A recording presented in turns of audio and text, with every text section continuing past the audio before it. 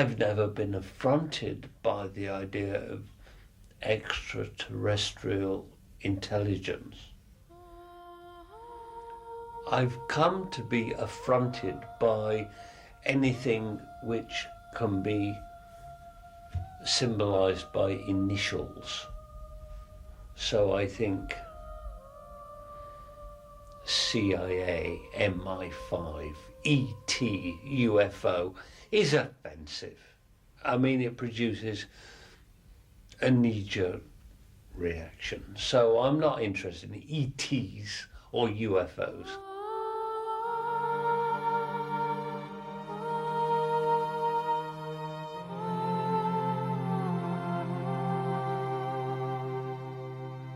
I think we're talking about other civilizations who are not based on planet Earth.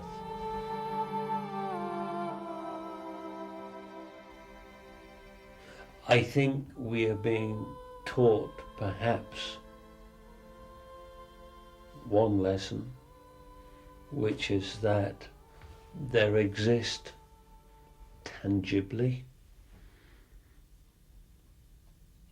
other prodigious consciousnesses and intelligences, and that now they seem to be interested tangibly, materially, in making contact with us.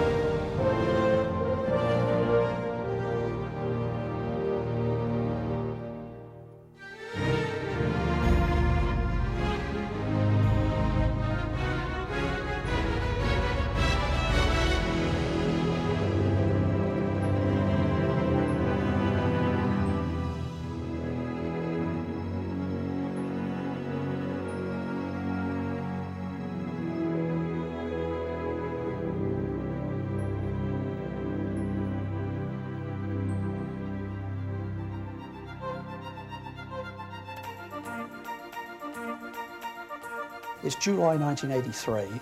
I'm travelling between government offices near Winchester in Hampshire, England. And I came out of some trees and I looked to the left. There was a beautiful amphitheatre there. And I sort of took a second look, I was like, what's that? And below the hill were 5 circles forming a cross. This was cold out of nowhere.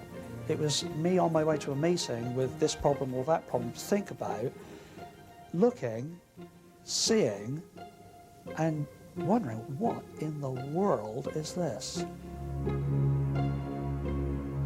I didn't know what to expect, and I could see no tracks in the field. So I went quietly, made my way towards the nearest of the 5 circles, and it was the pristine appearance of it that so impressed me. The whole impression I got from really obviously haven't seen anything like it before, was that it really hadn't been there that long, because the plants were moving, and I could hear and watch the occasional one just the head would pop up, separating themselves from where they'd been impacted. What I was looking at looked as if it was laid down in one hit. It looked, in a way, so natural. The plants were beautifully bent over and swirled around. There were no marks. I looked for the obvious places. Now, if somebody made this, well, okay, maybe somebody made this. So I go to where people would have had to have stood, in the center. And I'm looking very carefully. I'm looking at these small nodules of dried soil. I'm looking underneath, and they were still dried and not crumbled. Under my own foot, I pick my foot up and I look, and it's powdered. And yet, here in the center, it's not.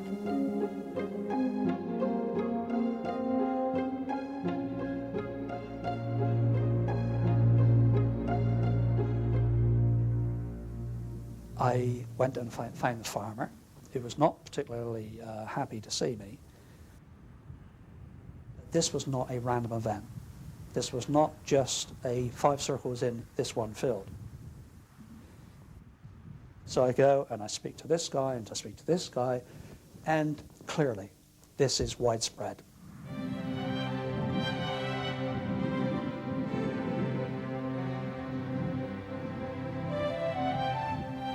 Somebody told me of somebody else who'd been inquiring, and this was Pat Delgado, and he had been talking to a Dr. Terence Meaden, a meteorologist in Wiltshire, because Meaden was also investigating circles of the same kind, same patterns in his county. And so the three of us came together. We very quickly became aware of a light aircraft pilot. This was Busty Taylor. In 1986, I met Colin Andrews, and we were all together checking into the crop circles. Sometimes we were in a circle an hour, 2 hours. From the actual moment of discovery, we were there. Following Mr. Hall from Poorhampton Down Farm and Pat's to the site of a formation of 3 circles in a field of winter barley. You're still feeling the excitement from the farmer. I mean, he's just gone home, made a phone call to us, come back out, he's still out of breath, and this is exactly as he found it. So the single track in there now is yours Just last night? There into the centre and back again was mine. I just walked out, because I wasn't thinking, I just thought, I don't know, bloody deer have been here, and I just walked out there, realised then I saw the other 2, and I thought, Christ, we've got something strange here. So I retreated hastily, and these ladies... Now I'm listening. I'm looking at a farmer who's not knowing where to go with this. Very excited. It's like, have you seen it? I mean, how many more have you seen of these? Where have you seen them? Are they the same as mine? I mean, do they appear in this sort of crop? Are they close to water? Mine's near this pond. Are the others? This guy's, he's buzzing. And we would go out there with farmers' permission, and we had a real field day, and we really learned a lot in those early days. And we really found out some interesting lays and patterns. See the clockwise outer band here, outer ring. About a third of this is hidden underneath this flare here. Then you have a tightening clockwise swirling pattern at this point, counterclockwise here at this point, and clockwise centre. Absolutely incredible. Very, very pretty. Wherever possible, photographs from above before anybody walked in it. That was a report. From the report, we would be able to say, farmer discovered it, he walked there, there's his track. Is that right? Yes, it is. We can account for that. What we would then do is that we would get magnetic north on a compass, and we would take magnetic north as our first radius to the edge of the circle, and then break it up every 45 degrees.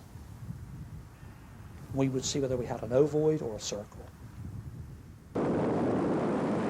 Crop circles were regarded as a subject of legitimate scientific interest, and at least 99% of the people who were around the crop circles, looking at the crop circles, that's including journalists, scientists and people, regarded this as a genuine phenomenon. There was no suggestion at that time that this could possibly be a man-made hoax of elaborate proportions. And there were scientists, they were out there with all sorts of equipment.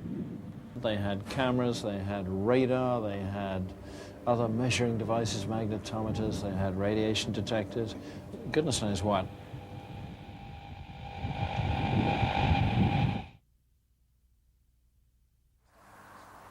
I'll take the centre one of the 3, okay? Yeah. You could just move your foot a bit. And as you can see, this is a complete straight one. Yes. That's the angle of the crop. Right. This is the type of bends that was in this. This is like a cabbage plant, but as you can see, it's a 90-degree bend. And if you can imagine, that was in the ground, and there's just enough room for the leaves and everything else to be on the ground. plant samples. I think the first one's in the year that I started. Pat Delgado sent the first plant samples to Dr. Levengood, the biophysicist here in Michigan. Can you tell me a little bit about Levengood? He had been at the University of Michigan as a research scientist. Then he went into industry and for a good many years worked in industry. Then, as soon as he could, I think, he built his own lab at home because he has lots of personal interests that he wanted to pursue. And he and Pat made these arrangements to get some samples sent to him. He wanted to see what he could see in the plants. And so we started testing crop circles all over the world. By now, I think at least 350, maybe it's 400, that we have sampled in 8 different countries, 8 or 9 now, including Australia, Israel, Canada, the United States, Germany, the Netherlands, England. We've done multiple circles in multiple different crops over 10 years. And what Levengood documented beautifully were the basic changes in the plants that, in his opinion, were not caused by fungus, were not caused by pesticides, were not caused by unusual fertilizer application, were not wind or weather damage, caused by something else.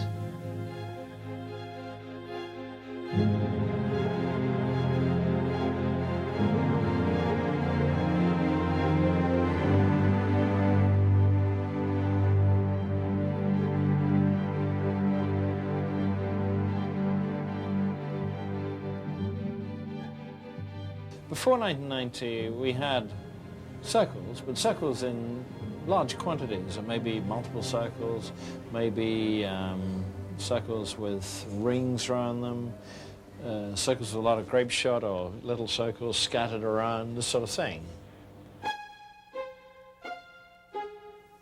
They evolved from a simple circle, a straightforward simple circle. It was intriguing, to say the least, that it started initially circle with a single ring, then a double ring. Then we have the circle with its nearby neighbor, and that neighbor was half the size of the mother circle, as it were. Those appeared all over the south of England, and then there were 3. Now 2 neighbors, both half the size of the central circle, in a straight line. Now that was doubled, and at 90 degrees, so now we have 4 forming a Celtic cross. Unconnected satellites, but a traditional Celtic cross. There were unmistakable signs of intelligent origin in the crop circles. You couldn't deny this. Say it was some kind of scientific phenomenon which was meteorological or caused by some ionospheric vortex, something of this kind, just did not square up with what I saw, which consistently showed signs of intelligence. The geometric shapes, the patterns, the things of this kind could not possibly have been made by some mindless phenomenon like a vortex or a dust devil or some kind of whirlwind. It was simply out of the question. I suppose the bottom line is we are looking at bent plants, but bent plants uniformly forming a structure, a geometry. It's precise, it's intelligently located. There is nothing random about the placement. They are purposefully placed.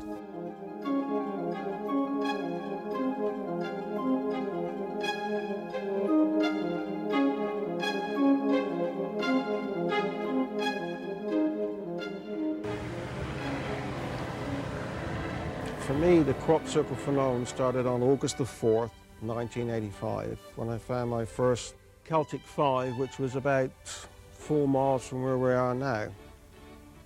I went to all the museums, the London Museum, Salisbury Museum, photographed everything I could find in regards to Celtic symbolism, and from 1985 to 1989, all the symbols I'd photographed up to then appeared in the crops.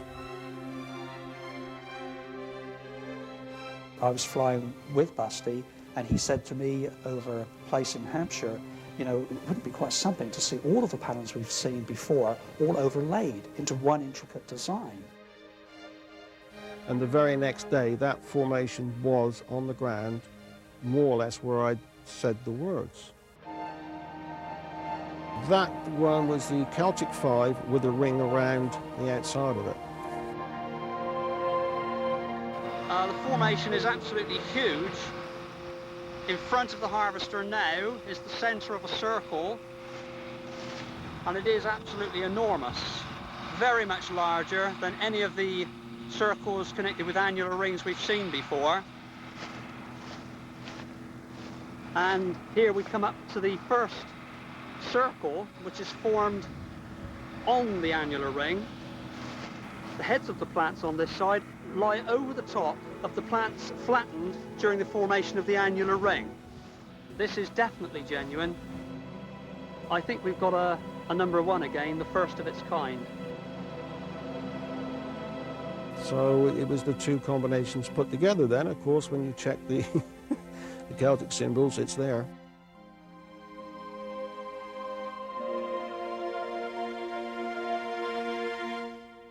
This was the formation that appears on the cover of Colin Andrews' book, Circular Evidence. It was the first really famous crop circle it's the crop circle that got imprinted in most people's minds at the very early stage of the phenomenon, and it was simply a beautiful Celtic cross. It was very interesting that if you drew a pentagram on the outer circle, just hang it in there, it encloses a central space that is the size of the central element. And if you repeat that procedure, you take the central element and hang a pentagram inside it and fill that space with a circle. That circle there is the size of these 4 satellites. So you've got the same proportion expressed twice invisibly in this formation, which is one of the reasons, I think, why it is very pleasing. There's all this stuff going on, which is always the case in good design and good sacred art. And the interesting thing was that it was sitting on top of an underground reservoir. And this is another thing that we have noticed with the true phenomenon, that it seems to locate where there's water, very close to water. It's something like 93 to 98% of the formations do in fact occur over this chalk and or green sand aquifer. As the summer comes on and there's less and less moisture, rain, the aquifer recedes. And as it does, it sinks down lower. As the edges of it recede, you get a strong electrical charge set up in the ground because the water percolating through the chalk creates this charge. As the summer goes along, you see the charge increases.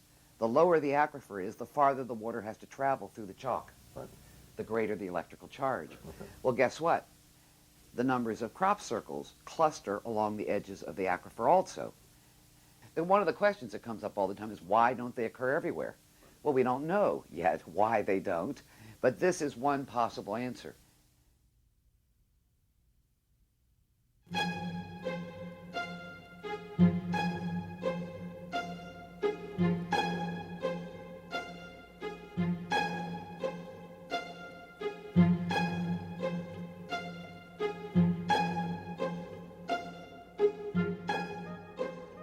In 1990, a whole new event happened when we got the linear effect, because we got the shaft, which joined the two circles together.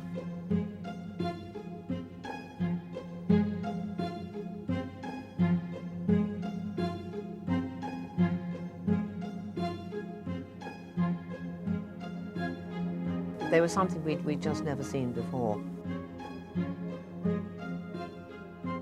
The sheer wonder and magic and excitement was almost too much to bear.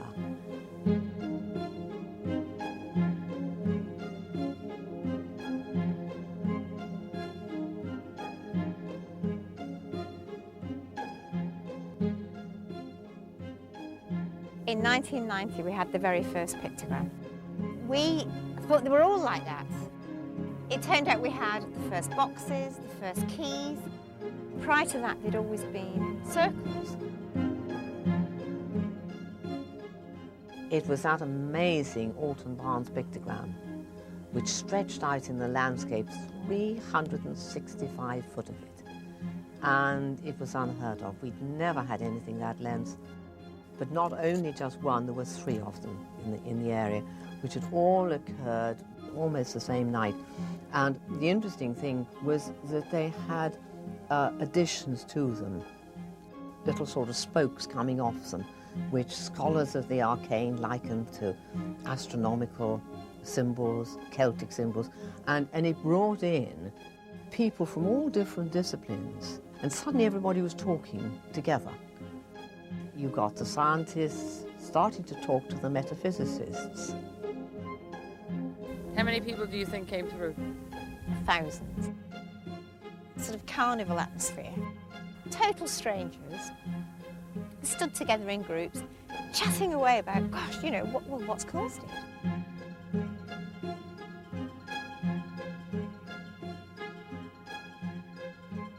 In those days, it was evolving very, very fast. It seemed to be accelerating at an extraordinary rate.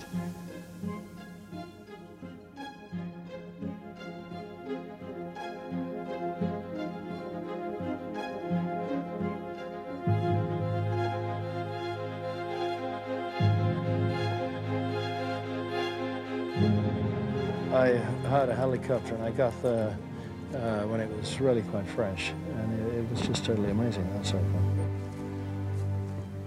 But it did seem to be part of what we certainly call the genuine phenomenon. This is an alchemical symbol, and they've interpreted the various symbols on the corners as being various philosophical or mystical symbols.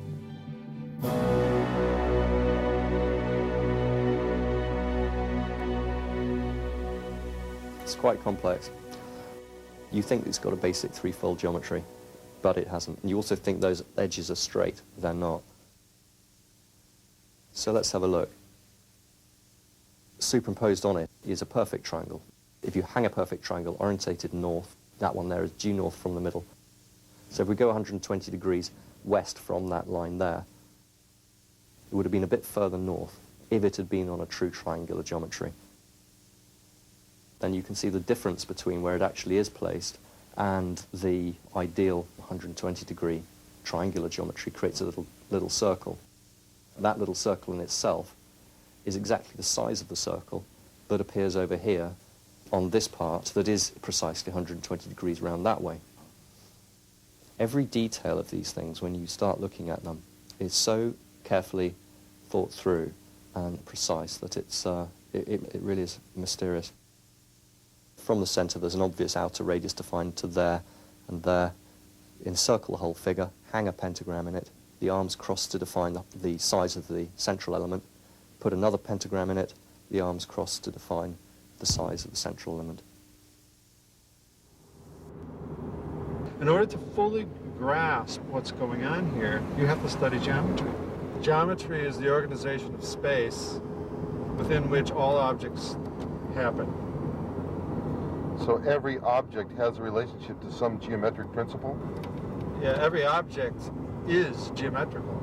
It's got, all the natural world has geometry built right into its very structure. The principle of sacred geometry is?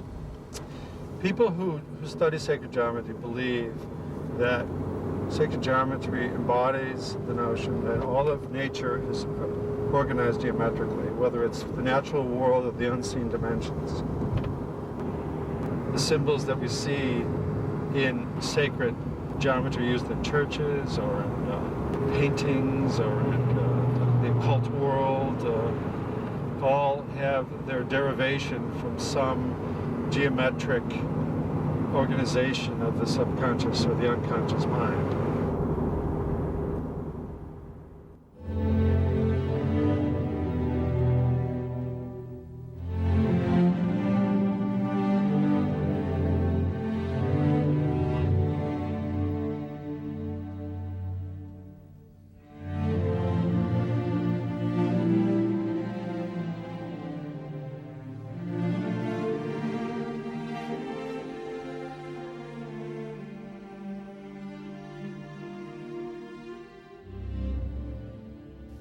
Yes, I did call it sacred geometry because I call it symbolic geometry or geometry with meaning. I mean, it is sacred because it's eternal, which is what sacred means. The circle is the fundamental symbol of humanity on Earth. It has the most widespread symbolic meaning culturally. If you're looking for a two-dimensional form which has unity, it's the circle. There's nothing else. Scholars and philosophers in different ages have perceived this as not the most appropriate, but the only possible symbol of God and divinity and heaven.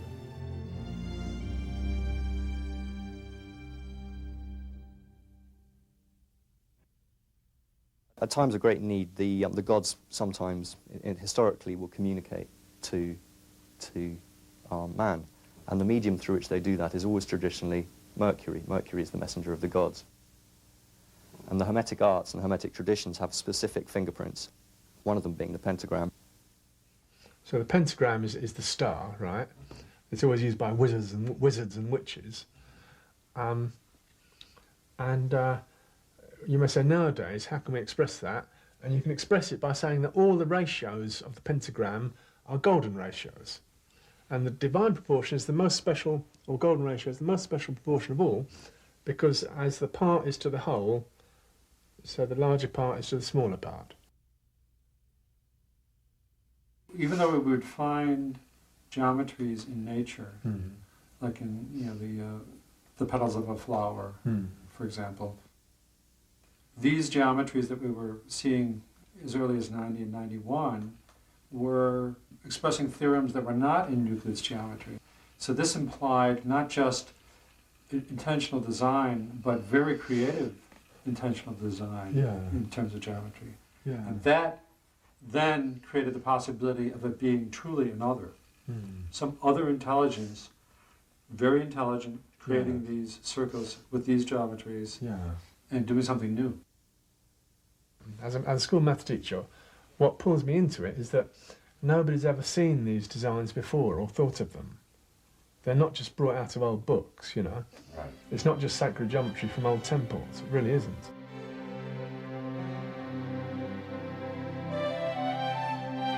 Crop circles will have ancient symbology. They will have advanced mathematics in the same symbol.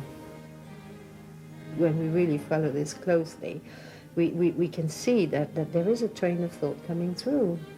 And there are many strands of symbols, and it's very articulate, very eloquent. To start with, they were just purely circular. Then we got into the linear aspect. In one year we had insectograms.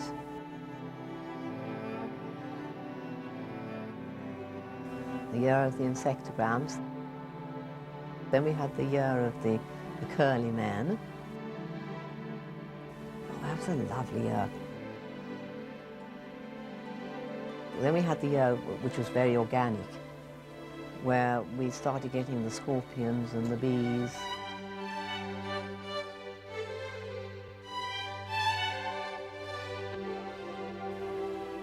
That was a brilliant year. That brought in tremendous symbology.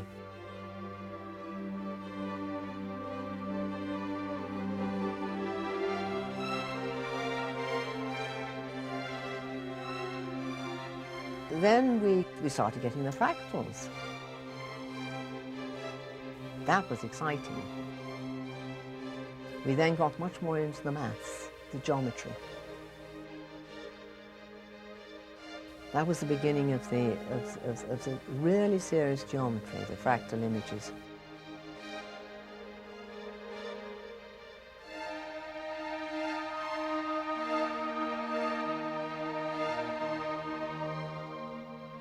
Where we've got the cock fractal here, you can actually calculate it mathematically.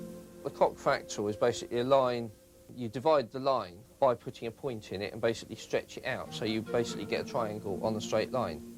The thing with fractals is basically because it's recursive, you're dividing each line into 2 iterations. So if I redraw it, you can see each line is basically a miniature version of what was the previous one. And that's where you can see the crop circles come into it. And obviously if you went to 3 iterations, redraw it, each one of those in turn divides. So of course you can go on, you know, infinitely with a fractal.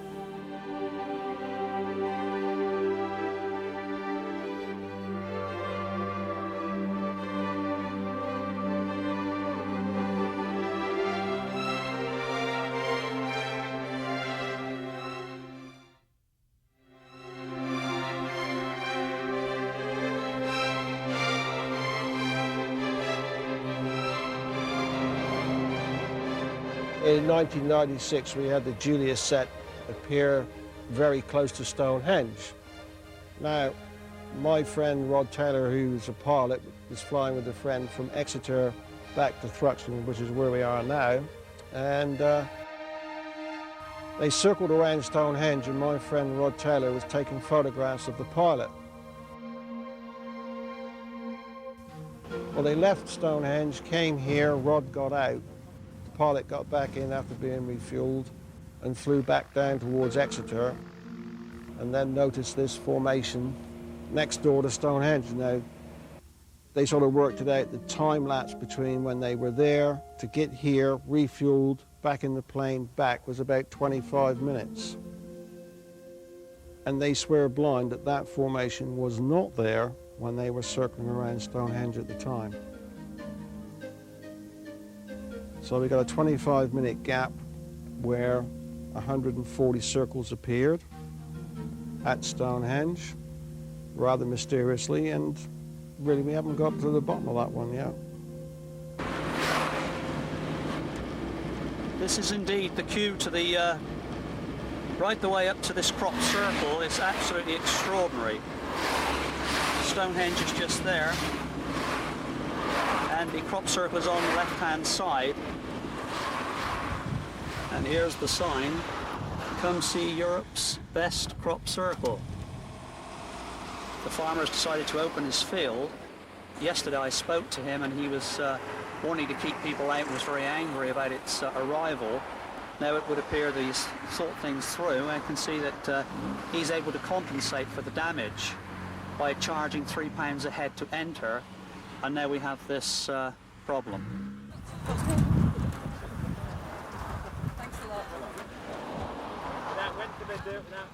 So how many people do you reckon you've had here today? I reckon about 200-300 probably. Uh-huh. And I guess you're seeing people from all kinds of parts of the world? Yeah, we've had Americans here, we've got a Dutch family here, Australia. What's your own opinion on what it is that we have here? Do you have a view? I can't see anybody doing that, any human person doing that, for a variety of reasons. It's quite a public place where we are. Yeah. So we've been able to do it without being seen. I don't know exactly. I think it's nice we have 1 or 2 mysteries left in life that people can't sort of come up with an answer for, and it's nice. Sure. We're being forced to consider that this universe has all kinds of intelligences all around us that we have been ignoring. Particular intelligences can act freely within the universe that we inhabit. And they don't have to be our intelligence. They can be mysterious other intelligences, you know? I think that's really what's so fascinating, is that the various domains of intelligence show that just like we are a particular intelligence within the cosmos, we can make art in participation with other forces, so these other intelligences can do the same thing. Well, I think the one thing that people misunderstand about art is that the viewer is part of the art. Right. The art, without the viewer, doesn't even exist. Right. I mean, it doesn't exist unless it's viewed. That is what the art is about. It's in the moving through time and space, the evolution and the unfolding of the experience. When you look at a painting by Van Gogh, you see a picture of a landscape, maybe some people walking through it and stuff like that. And yet, in that, you can also sense his energy, who he is, who he was. You get a whole, there's this whole encapsulation of this person. So if I was to look at and analyze crop circles, I would try to look at him in terms of like, how do I go back to the creator from this, the same way I look at a painting.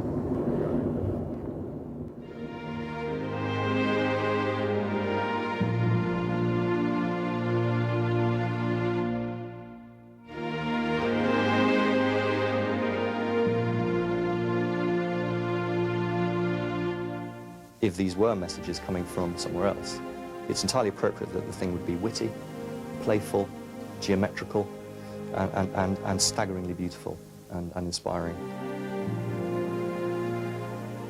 The systems of proportion used in all sacred art and architecture are very specific. They all embody a certain amount of geometry, and they all obey certain rules.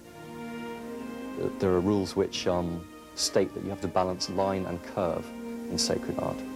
We see it all over the place in church windows, Islamic patterns, all the rest of it. So the line elements of a design have to balance the curve elements of a design. Crop circles were obeying that rule. Another rule, you have to balance your light and your dark in any piece of good ancient sacred art. Again, crop circles were obeying that rule. The two-ness of it, the laid crop and the standing crop. Sacred art is supposed to be operating without ego. You don't sign, you don't have artists behind sacred art. The divine is supposed to be operating through sacred art. Again, crop circles were exactly following that rule. And another rule, your integrity of materials for sacred art. You shouldn't really be using anything that's got anything that isn't directly from the earth. You want to stay green and clean and holy. Again, crop circles are obeying that rule. And then you've even got other rules, such as the temporary nature of quite a lot of sacred art, that it's often destroyed. After it's made, it's not supposed to be venerated too highly for too long, otherwise it becomes a sacred cow. And again, crop circles, they're being mowed down every year. Another good example of it.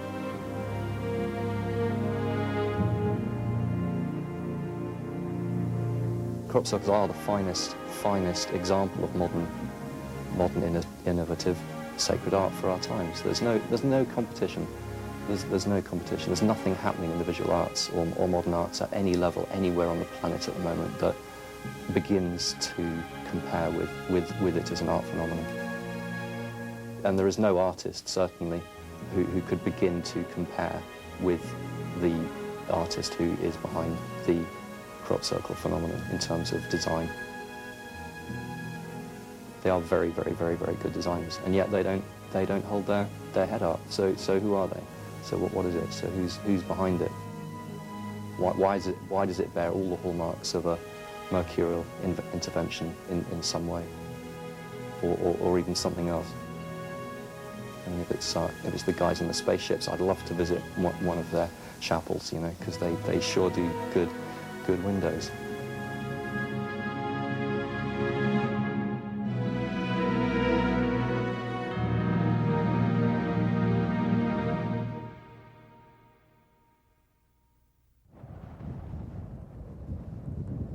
Okay, you don't know, of course, where to walk. What we're going to do is we're going to follow the tram line, and then we take the proper tram line to go up into the formation. So we just go in there. To be honest, I thought all the crop circles were big hoax, one big fake. There is a phenomenon, but I don't know exactly what it is. People are fairly limited in their way of thinking. They want to have the answer, it's alien or it's human. And I think it's something in between. I don't think it's aliens. I don't think it's coming from outer space. But on the other hand, there is a phenomenon. It's not just one big hoax. Something extraordinary is going on here. And I think it has to do with our own being, our own way of thinking. Well, let's see, let's not miss it. So in fact, in a way, we are creating them ourselves, but not in the traditional way of putting the crop flat with a board, but I think we do it ourselves anyway.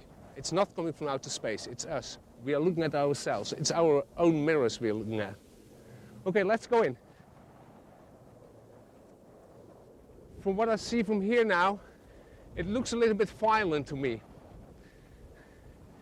You see the crop is shooting up already again. It's a little getting up. There's one thing I learned in all the years I'm coming in the crop circles, is that it's very difficult to judge by eye just is it genuine or not. I tried to do that when I came for the first time. I thought, oh, this is genuine, this is not, just by looking at it, but that's very difficult. Every crop circle has its own character. So this is done in straight lines. If you can see, it's alternating. This one is on top, then you have this one, then it's this one again. You see the different layers. So if this is man-made, 2 people were needed to do this, at least. Why is that? Because it's not that one side went down and then the other side. You can see that this is over this again, but this is over that again. So what you need is 2 people who do it alternately. I'm not saying people did it, but that's how difficult this is already. Only this small part already is not that easy. It's not that straightforward as you would think if you look at it for the first time. There are lines, you can call them pathways, but there are construction lines under the crop. This one is very obvious because it's laying on top of it. This one is less obvious because it's going under it, but when you follow it, you will see it's one big line. And the rest is constructed around these lines. These lines are not as straightforward as you would think. You would think so it's a hoax, it's all man-made, but that's not the case. Sometimes there are lines that you don't need, and lines you do need, are not there. The bending in the notes is something that only happens very occasionally. There's a misunderstanding about it. A lot of people think you will find it in every single crop circle. I only found it in a very few crop circles. A lot of times people will mistake, I will give you an example in the standing crop. This is the way how crop grows. It comes out and then goes up. Now when this goes down, it gives you the impression that there's a bend here. That's not the bent notes. Bent notes are the ones, in fact, that are the middle ones, the straight ones, that are bent. And that is amazing. That's unexplainable. I believe there's a phenomenon. I'm not going to look for bent notes anymore in every single crop circle. I try much more to get the feel from what does it do to me, what does the shape do to me, but it's the general feeling. And all the plant research, I will leave it up to others, to Nancy Talbot and people like those. They can do this kind of research. That's not my business, in fact.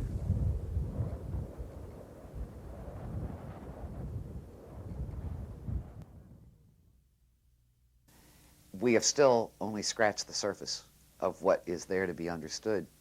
And it may be that many things which have historically been thought of as supernatural are, in fact, part of the natural world but occur only randomly or only occasionally or under certain circumstances, and that they're actually just part of the natural environment that nobody's bothered to study very much and doesn't understand yet. The thing with science, the beauty of it is, if you get a piece of information that doesn't fit, you have to go back to square one and you build another theory. You follow the data. You don't come up with an idea and then make things fit. You see what's actually there. And what Levingood documented beautifully, and I would guess tediously for many, many years, were the basic changes in the plants. One of the things that he discovered was that the seeds taken from crop circle plants grew totally differently than the controls. If the crop was young and immature, the seed was not fully formed when the crop circle occurred, the seedling was depressed, the seedling's energies. Often they wouldn't germinate, and if they did germinate, not strongly enough to be viable. However, in mature crop, where the seed was already formed when the energies hit, then you got exactly the opposite. You got increased growth and yield. This is this case in Maryland where the elongated nodes occurred. There were these swaths cut through the crop, and the nodes are bent to the left and the right. Node bending is a natural response of the plant. If it's young and growing, if it's knocked down and not killed, it will try to reorient itself according to gravity. It's called gravitropism. or phototropism. It's just it reorients itself to the light. So if you go to a crop circle and nodes are bent, if you don't know when that crop circle occurred, and you don't know the age of the crop at the time, you don't know whether this node bending might be due to natural phototropism or whether it's something that occurred during the event. If you get there quickly and you know that it has just happened and you find massive node bending like this, these 90-degree angles, this was part of the phenomenon. It actually bent the nodes. And both Burke and Levengood, as far as I know to this day, are pretty much committed to the idea that the causative agency is an ionospheric plasma, and the plasma that's generated in the ionosphere. I want to show you the node enlargement photo. The top are nodes. These are stem nodes taken from inside the formation. The bottom shows you the controls, which are taken at a considerable distance outside. What Levengood says is going on is that the moisture, remember the plant stem is hollow, and the nutrients, the moisture which nourishes the plant, goes up through the stem. Plasmas, a fact about plasmas is that they emit microwaves in bursts, pulses. His idea is that the microwaves from these pulses are connecting with the moisture inside the plant stem, just like they would in your microwave oven, heating the plant up, which softens it and allows it to fall. The moisture inside turns to steam, and as it does so, it has to escape. Well, if the plants are young and pliable, the outer fibers are pliable, the steam escapes by stretching the nodes.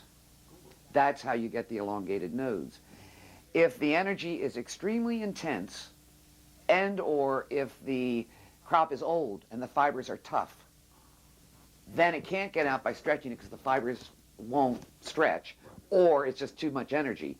Then it blows a hole right out at the node. Okay. That's called the blown node. Yeah, and those are our exploded nodes. These are samples of corn. We have done a number of corn formations. These are crop circles that occur in the corn. But you see, what we're looking at here is these. You want to see the light coming right through those. The crop was down, and here were these expulsion cavities. The amount of energy that it would take to do this in full-grown corn must be quite astounding.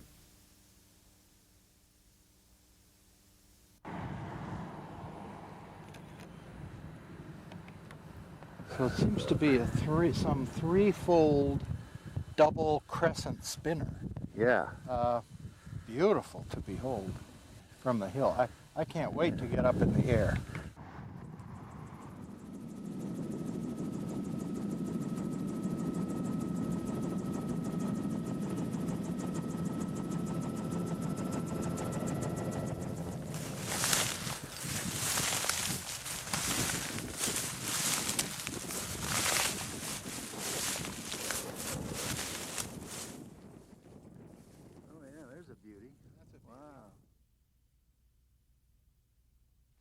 It seems like maybe 1 out of 100 have these bends that, if it were mechanical, they'd all be broken. Here is this very nice looking, what I call a plumber's bend. It's absolutely 90 degrees going down.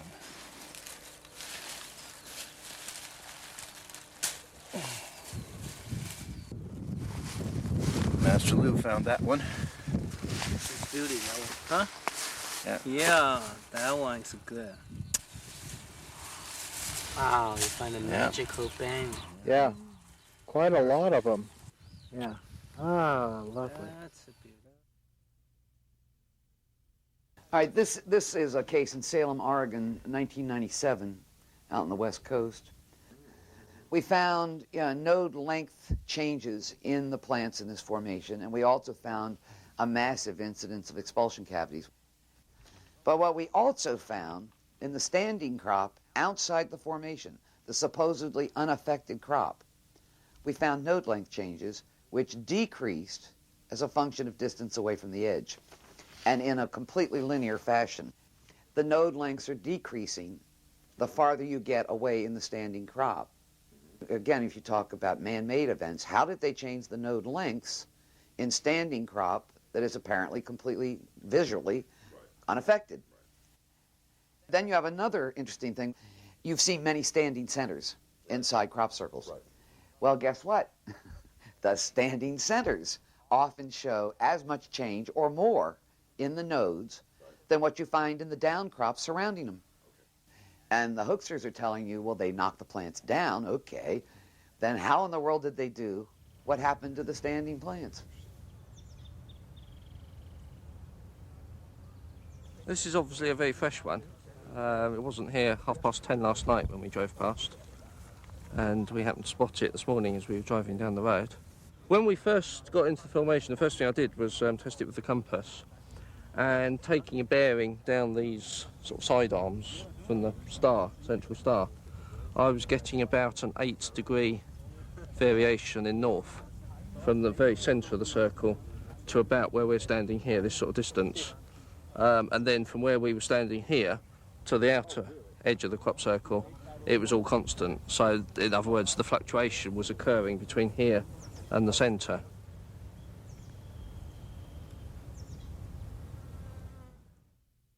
This is a case of the magnetic particles in the soils being distributed in a completely linear fashion. What we've discovered now in formation after formation all over the world are these tiny little rounded particles. Oh, look at that. Wow. You can't see a lot of these with the naked eye. But the fact that they're perfectly spherical indicates they were in a molten state as they fell to Earth, because that's how you get the spheres. We used to make lead shot that way, right? Revolutionary War, we heated the lead up and we dropped it off towers because it forms spheres. This is a case in Canada a couple of years ago in this area of Saskatchewan. Those are several formations which occurred in one field simultaneously. Okay, in this circle, that is the deposition of the magnetic material, the bulk of the material being found around the edges. But when you get this very tight linear disposition, what you're talking about is a force or energy at work. I mean, that's a clear display of it. You could think that people could have handfuls of this stuff and just be throwing it around if they were making it. Right. But when you get, when it's microscopic to begin with, and you get these clear linear distributions of it, whether it's node length or magnetic material, what it is, how in the world would anybody do it?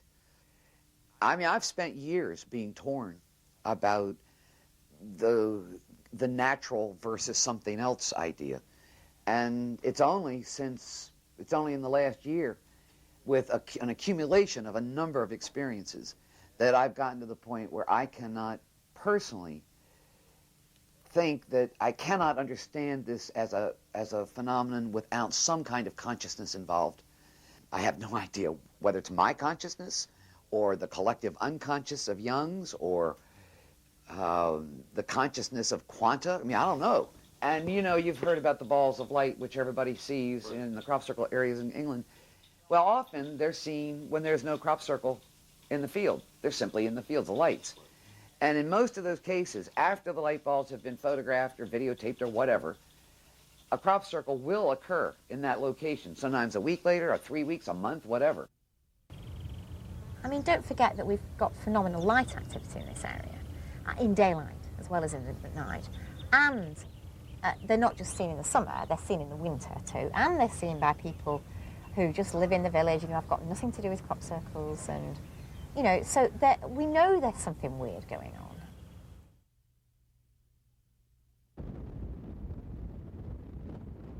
Avebury, Alton Barnes, you know, that area, where they are seen really quite regularly, captured on film several times now. Particularly, I mean, those taken by Steve Alexander, for example, in 1990. Yeah, we walked from that brow right across.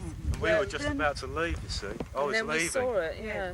I was picking up my gear, put on my shoulder, and I turned and I saw this object come into view. If it had been actually 5 seconds afterwards, we would have missed this, because we would have carried on up the hill. Now I actually turned round and saw it. I mean, it came into view, it turned, then it went down into the corn, and it moved through the corn, scared me through that. Moving between two formations, crop formations that are in the field, moving from this one to this one. It knew what it was doing. It knew where it was going. Intelligently, this intelligently controlled. Dropping down into a tractor tire mark as if it's looking at the tractor tire mark. Nothing random about it. There's no movement in prevailing wind, you know, moving as you would in the direction of the wind if this was a balloon or something similar. You see, the object came down and it stopped for a long time. So I thought I'd pan away to the rings to give you the distance from actually where the object was and the rings were. Pan back and give you an actual relation of the two distances.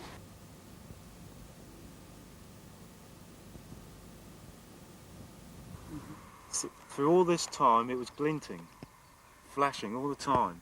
Then it took off. And then of course it just carried on over the hill, moved up and away, over the actual tractor which the farmer was in at the time. Where's that piece of paper? It's a bird. What, a shiny bird? You know, I spoke to the tractor driver who was seen on this film that Steve took, and that ball went over the tractor driver's head by about 35, 40 feet. And what the tractor driver sees himself, as you can see all in the film, he stops his tractor as he sees this go over the top. And so we have on film this ball of light. There's no question in my mind that whatever those balls of light are, they move in a purposeful manner. If it's a random natural thing that's happening, then I think one in a 30, 50, 100 will be filmed. Somebody has a camera and has the copper on to film it. But that's not the case. It's half, even more than half of the sightings are filmed. Like Donald Fletcher, he walks at Barbary Castle, he does not even have his camera on the tripod, there the balls of light already.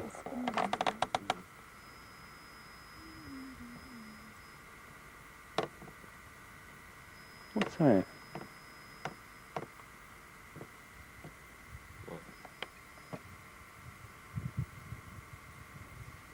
I can't think what that is. Can you see it moving across? No. What? Where the camera's pointing? That's a bit of dust, is it? Fly? The big question is, number one, do you think the balls of light are intelligent? Yes, Okay. I'm convinced. I'm And convinced. No. He's no, not. no. you're not convinced? No, there's no real proof for that. What I see is an intelligent behavior. I'm not so sure are the balls of light themselves intelligent, or is there something behind it? Oh, I do fully agree on that. I do believe in the So they could be intelligence. envoys or whatever you want to call devices or probes. Yes. or Probes something like Could be. But it could be that they're intelligent themselves. that. Right, right. Yes. Yeah. Are they energetic or are they I a think- device? I think they're energetic. Okay. I think, yeah, because if you look really good at the footages, and you should analyze them really carefully, is that everybody who sees them, the first thing they say is light. So they recognize it as a light, not as a mechanical thing, but as a light. Do you have any stories of people seeing it more close up and having it interact with their thinking? Charlie Mallett was down here visiting in the park. He was sitting in a circle at night, and this thing just showed up. It was 2 feet away from his head. So you had a ball of light experience, right? Several, actually. Yeah. Some very interesting paranormal experiences since getting involved in this situation. Part of my initial motivation for being here was to kind of, if this stuff is being done by something else for whatever reason, I would like to be there when it happens, you know? So on this particular occasion, I was in a formation close to here. Before I actually saw or physically experienced anything, probably about 3 to 5 minutes before this happened, the whole atmosphere in the formation changed, or at least in this particular part of it. The whole atmosphere around me within the formation became very highly charged, practically electric, to the degree where I was sitting there thinking, you know, this is really weird, you know, should I leave the formation? And a ball of light just appeared directly in front of me for some glowing sphere, kind of orange, yellow, translucent, not really casting much of a glow, and it didn't really do much. It just kind of appeared, hovered above the ground for something like a minute, quite a long time. I had enough time to kind of you know, get up and move around a bit and have a look. And strangely enough, as this ball of light appears, the whole subjective, creepy, bizarre feelings all go, and I'm just in a normal, everyday situation, but there's this ball of light there. It's there for up to a minute, and the ball of light fades out. It sort of like fades to nothing over a few seconds. And I fell asleep immediately.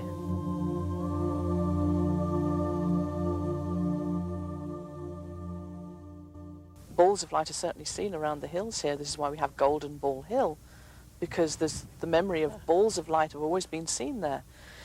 These places of communication with intelligence beyond this physical world, who knows? But certainly that is in the folklore of the land here. Will-o'-the-wisps that were called here in England and Germany, they are called Irrlichter, and they have been observed for centuries. How do we approach phenomena in a way that is open enough that we can actually see what it actually is outside of our own We have to lose our illusions and our preconceived ideas. We have to leave that behind. Because when we go with preconceived ideas, we see our preconceived ideas. We think by analytic process, and then what we need to do is we need to synthesize what our analysis reveals. So part of the thing that we do is that we break something down into its component elements and then forget to put them back together again to get the larger picture. Ah, yeah. Right. Well, that's our science emphasis. Science is the reductionist aspect of things. If somehow, if you analyze all the parts, you've got the whole, but of course you miss something much bigger, and you can never get the whole by just adding the parts back together again. Yeah, that's really true. Science has come full circle and realized that just dealing with objective knowledge and the validation of objective knowledge is giving them an incomplete picture of the universe. And they can't solve some of the problems that they wanted to solve with that incomplete picture. So all of a sudden consciousness has started creeping back into scientific approach to the world. And now consciousness studies are like some of the biggest things even in physics. Theoretical physicists are knocking their brains on this issue of consciousness because the subjective element has now been reintroduced into science. Now, consciousness doesn't operate just in a three-dimensional world or a four-dimensional world. In fact, physicists think that we live in an 11-dimensional universe, which is mind-blowing in itself. And I have a strong suspicion that consciousness has an influence across all of those dimensions. Now, if it sends a projection of itself out into those dimensions, then it's going to end up having all sorts of things generated in the universe. And the shadows of those projections are going to appear in the form of some of the geometrical shapes that we see.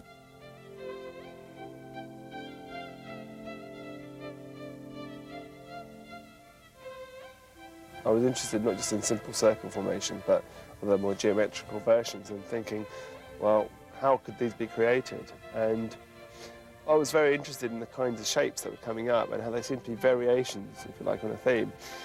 And one of the things I realised was it seemed that these shapes that we're seeing were actually shadows of, shall we say, three-dimensional objects, or maybe even higher, four-dimensional objects. Right.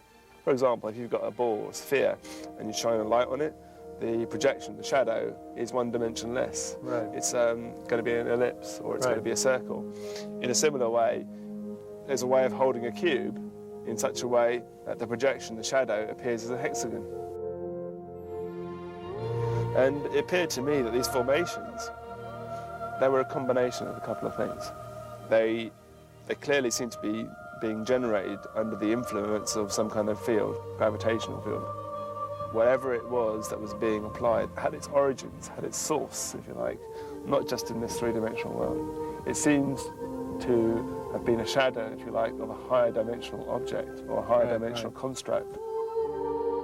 If there is some higher consciousness or whatever, interaction from a higher dimension that we're not aware of, what we're seeing is we're effectively seeing the wake that's been left behind by the object as it's gone through our dimension. Say, for instance, if you imagine a speedboat whizzing around the bay, you'll get a wake of the water behind it where it's disturbed it. Now, if you don't see that boat, you're just seeing what's left behind.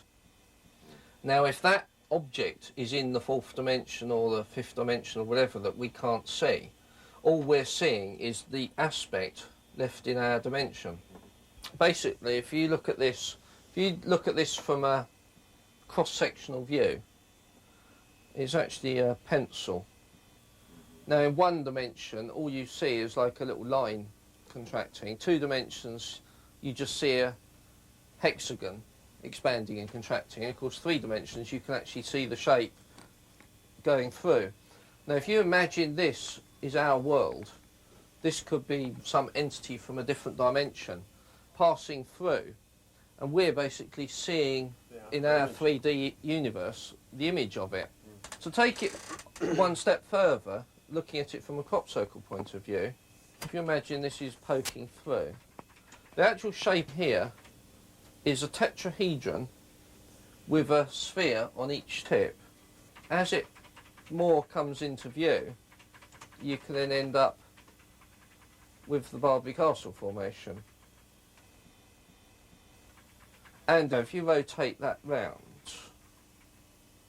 you'll actually see this particular shape, something like that, where you can see the point there, the 2 points there, and that point is off-centred there as it rotates round. Obviously, Barbary Castle, it would be in the centre, so you'd be looking at it straight on. Now, if you've then got 2 of these shapes, you'll see the second one is starting to spin in and interlock with the first one, and then you get this shape, which appeared at Etchelhampton, the central circle and the 6 circles around it. If you then continue twisting them around, like that, that shape actually appeared up north. It was sort of off-centred Star of David type formation. Obviously, if I run it as a continuous animation, you can see how the lot locks together. I want to put some of the more up-to-date formations in there because I'm convinced this will be another aspect to the genuine phenomena, because you'll find all the genuine ones probably interlock to other formations. So although you're looking at lots of different formations, you're actually looking at a single aspect or different aspects of a single higher dimensional shape, which is just going through our universe.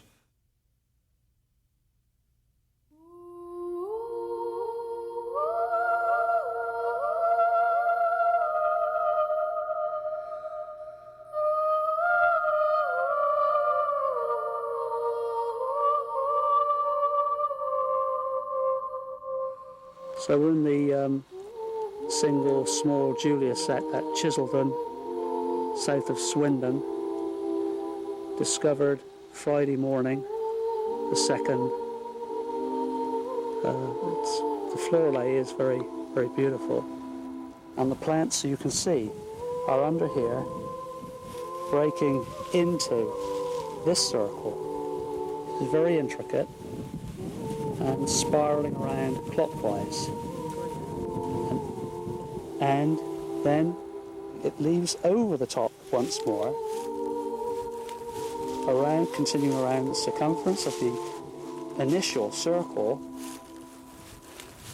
and then once it's reached here, breaks into the next one, and so on, down through the chain.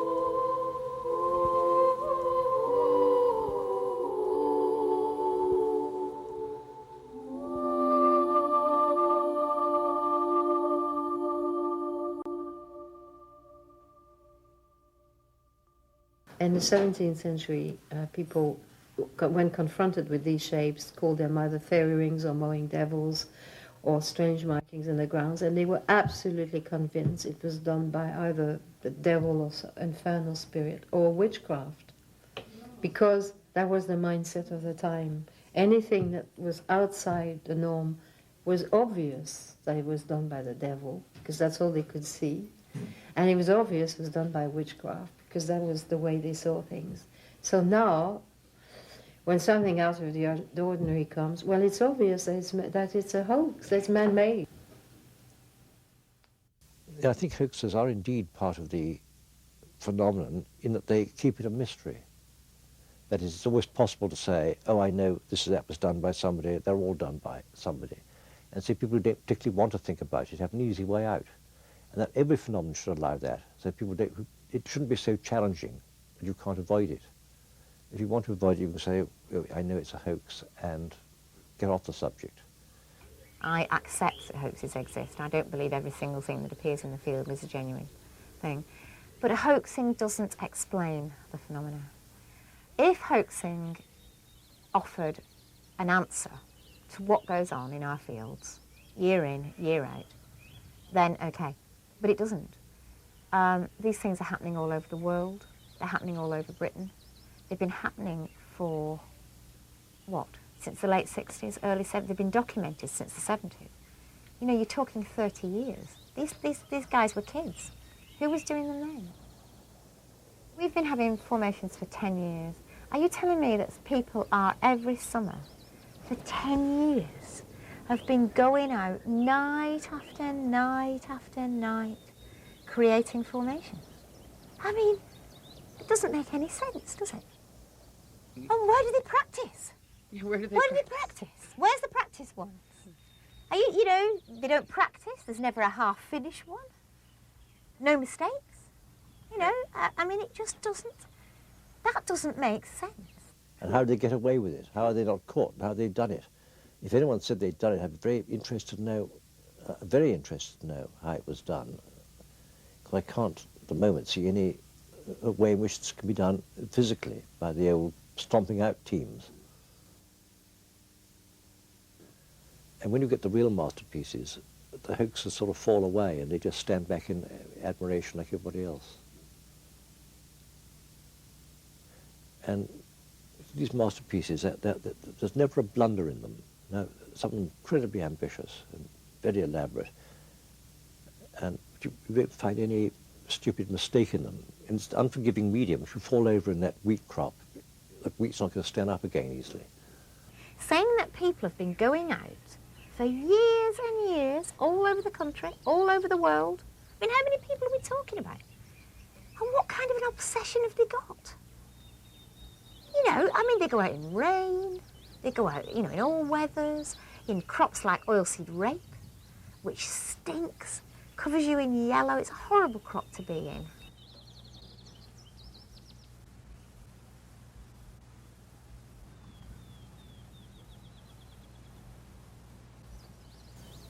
The lack of being caught, the lack of blunders, you don't see a half-finished masterpiece. As the cock crows, everyone has to pack up tools. It's, they all give the impression of being done in one go. They're not spot-on accurate, but they've got a rhythm through them, like an artist would do.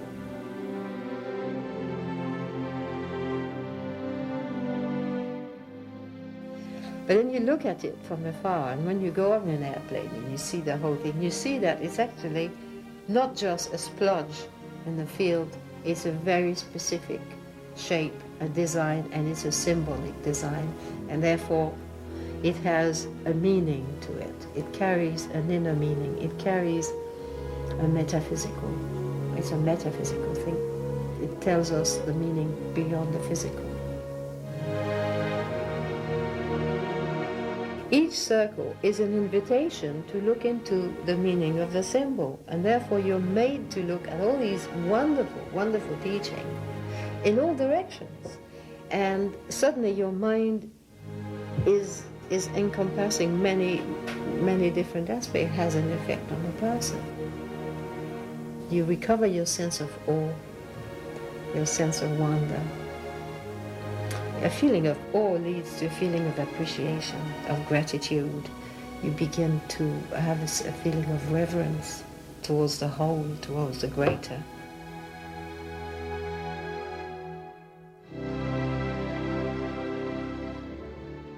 These things are footprints of intelligences. We're being shown some detailed signs of the nature of this intelligence, which is undoubtedly very compassionate and understanding and also educationally motivated.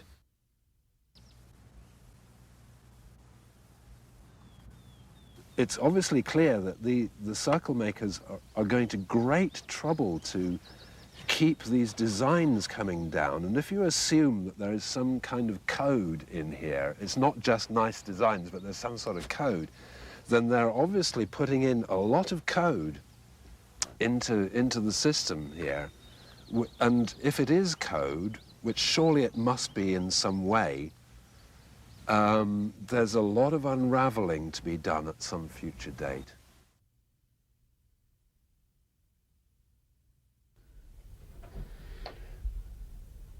I think there are myriad communities, intelligences, civilizations up there, and I think it's reasonable to say that the majority of them are fully aware of planet Earth and its divinities and miracles and charms and its madnesses and follies. I think we're in the early stages of a process of universal intercultural mingling. The issue is it's got to be done very, very gradual in homeopathic amounts, so that we actually develop, amongst other things, a certain immunity to the potentially destructive influence of incredible positive energy coming our way when we open up to the other beings in the universe in which we live. I think they do know that their material intervention in tangible terms would cause such disruption to our culture that we would unravel and fragment very quickly, and they don't want that. So I believe this is one reason that they're playing very gently with us, and it's certainly a reason why they're playing with those groups and individuals who wish, who choose, who volunteer to come and participate. I mean, you know, traditionally, what do we think in our culture? They go and knock on the door of number 10 Downing Street. They go and visit the White House. Well, they'd be stupid. Do we have to be told that? I mean, the last way anybody with any kind of wisdom and full historic understanding of the state of planet Earth, the last way they would attempt to make ameliorative changes will be to initiate it at government level. That will be the kiss of death. And they know that.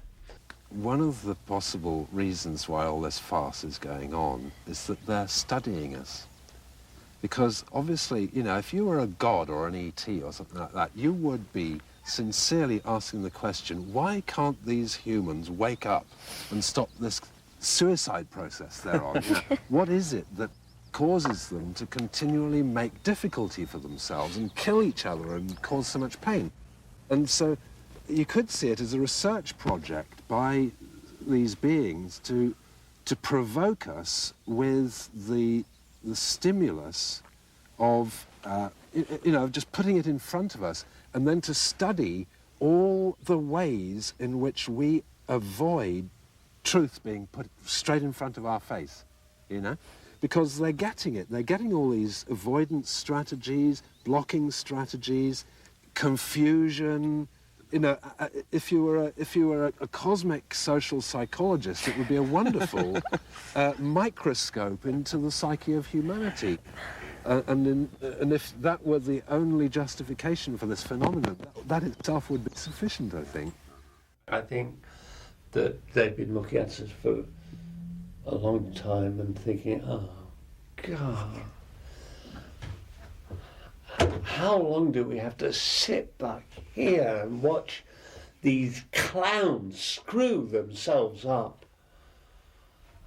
At what point are we going to be allowed to just move in and tickle them and persuade them and seduce them forward? At what point can we break this terrible pattern? Are we going to watch this beautiful blue planet screw itself up finally? Do we have to watch this? Can we go in? And now they're coming in. Now, clearly, you know, because we are who we are, we want spaceships on the White House lawn.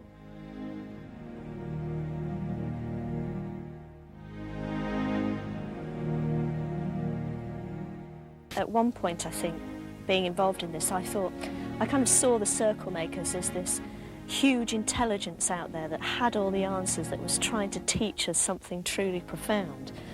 And in a way, I think that's partially true, but the way I see it now is that kind of we're playing this game together, that there's kind of this dance going on, and it's a mutual exploration of what is possible through the relationship that we have, through the kind of communication that we have, and which is very strange to us and maybe is very strange to them as well, who knows. But I kind of more see it now as not this kind of all-encompassing intelligence that has all these answers that they're trying to teach us, but more of it being this wonderful dance of two intelligences together and just pushing the envelope and the boundaries of what's possible and exploring together what would be possible through an interaction or a communication between the two. I know that this is interactive, and then I know there is a communication, and I know that I am shown which way to go, and while on the one hand this might sound like God speaks through me, I don't see it that way at all, and I know many people in their work around the crop circles who are receiving nudges, encouragements, directions, clues, hints to draw them forward. For years, in the early 90s, we tried a series of experiments using a psychic channeler just to see what would happen to take messages to whatever the circle-making forces might be. And as soon as we started those experiments, I mean, I think on the very first day we had a big meeting at this friend's house in the field closest to his house as you could get. The first formation of the year in our county appeared. And we thought, what are the odds of that? And what we found was, as the next couple of years went on, we all started to have these synchronicities. 3 or 4 of us saw balls of light.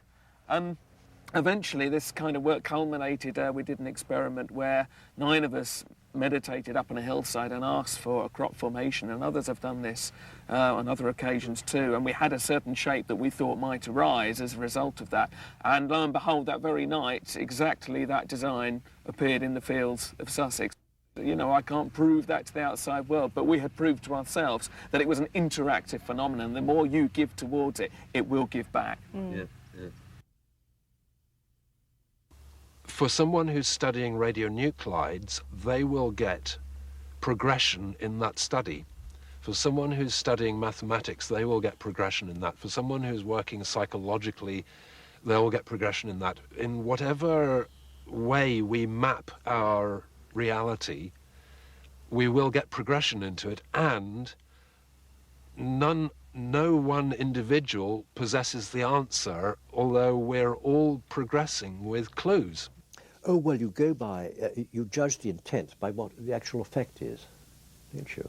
If people say, what are crop circles? Or if you ask about a person, what sort of person he is, it says in the Bible, by their fruits you shall know them. It's what they do, not what they say.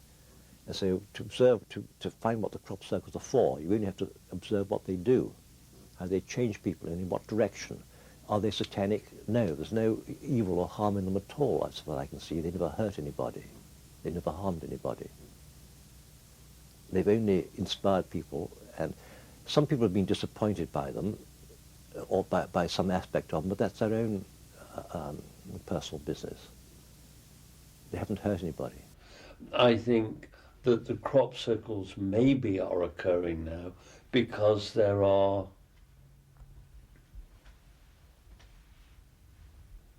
huge universal time cogs about to clonk over, and this has been in the stars for a long time, and we've been blissfully, stupidly unaware of what we were sitting on, but they know. And I think the crop circles have been brought now because they have been saying, these guys are going to miss the boat.